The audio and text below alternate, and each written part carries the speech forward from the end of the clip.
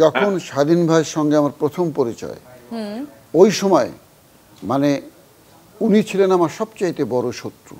কেন? না না, আপনি হাসবেন না। হ্যাঁ, উনি স্বীকার করেন না, কিন্তু আমি জানি গল্পটা। প্লিজ। তার মানে আপনাদের দুজনের থেকে সে অনেক জ্ঞানী, বুদ্ধিমান। ওরে বাবা, সক্রেটিসের কাছাকাছি। এবং স্বাধীন ভাই আজকে আপনারা বড়, আপনাদের কাছ থেকে আমরা শিখবো। কি শিখবো আপনাদের কাছ থেকে? ঈদের দিন পাঞ্জাবি নাই, পাজামা নাই, মাথায় টুপি নাই।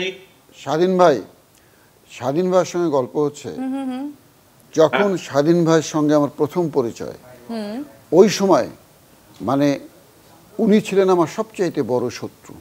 কেন? না না, আপনি হাসবেন না। হ্যাঁ, উনি স্বীকার করেন না, কিন্তু আমি জানি গল্পটা। প্লিজ। চন্দ্রকথা ছবিতে শুটিং হবে, তা আমার তো এটা একটা মানে এমন মানে অভ্যাস ছিল যে স্যারের একটা নাটক হচ্ছে, আমি নাই, স্যারের ছবি হচ্ছে, আমি নাই, আমি অসুস্থ হয়ে যেতাম।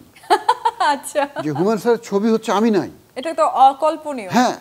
তো চন্দ্রকথা ছবিতে আমি জানি যে একটা ক্যারেক্টার আমার, চম্পা আমার বউ, খুব সুন্দর একটা ক্যারেক্টার। আমি একদম মানসিকভাবে প্রস্তুত যে খুব সুন্দর একটা ক্যারেক্টার পেলাম, এটা অভিনয় করব।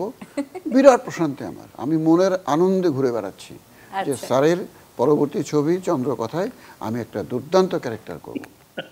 তারপরে উনি এখন বুঝতে পেরেছেন।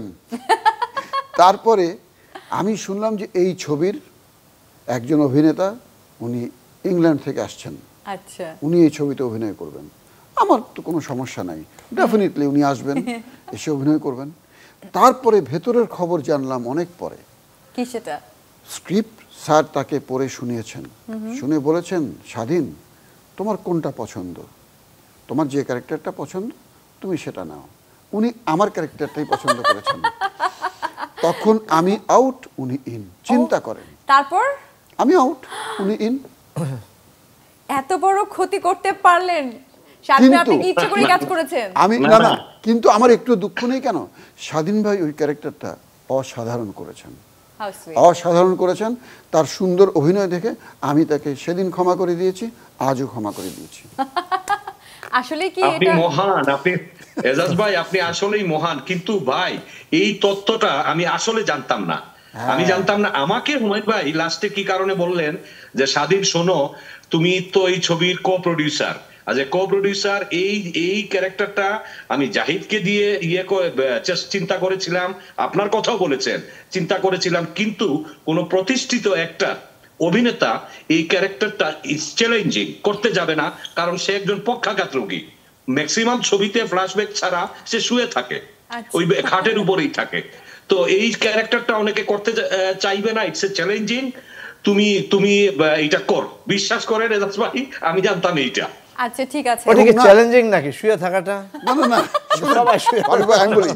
এবং আমার কষ্টটা দেখেন, আমার কষ্টটা দেখেন। কষ্ট হচ্ছে স্যারের গ্রামের বাড়ির খুব কাছে, হ্যাঁ, 18 বাড়িতে শুটিং হচ্ছে, হাজার হাজার মানুষের ভিড়, হাজার হাজার মানুষের ভিড়। যখন আমরা শুটিং এ গেলাম তখন মনে হচ্ছিল যখন একটা মেলা বসে গিয়েছে, মানে এবং মেলাই বসে গিয়েছিল। এবং সেখানে স্যার আমাকে দায়িত্ব দিলেন লোকজনকে কন্ট্রোল করার। হাজার হাজার লোক আমি কন্ট্রোল করে বেড়াচ্ছি, আর আমার ক্যারেক্টার উনি করছেন আরামে মাঝখানে শুয়ে। মানে বেদনার মাত্রাটা দেখেন। এবং আমি বুঝতে পেরেছি, আমি উনি আপনার শত্রু। হ্যাঁ, যে আমার শত্রু মাঝখানে আরামে শুয়ে শুয়ে। আচ্ছা, আমি একটু ফারুক ভাইয়ের কাছ থেকে শুনি, উনি কি শত্রু আপনার, না বা উনি কখনো এরকম করেছে? না না, আপনার সাথে করে নাই না? না, আমার সাথে কারোই হয় নাই শত্রুতা। না, বললাম তো, আমি পরবর্তীতে তার অভিনয় সুন্দর হওয়ার কারণে আমি সব ভুলে গিয়েছি এবং মাফ করে দিয়েছি।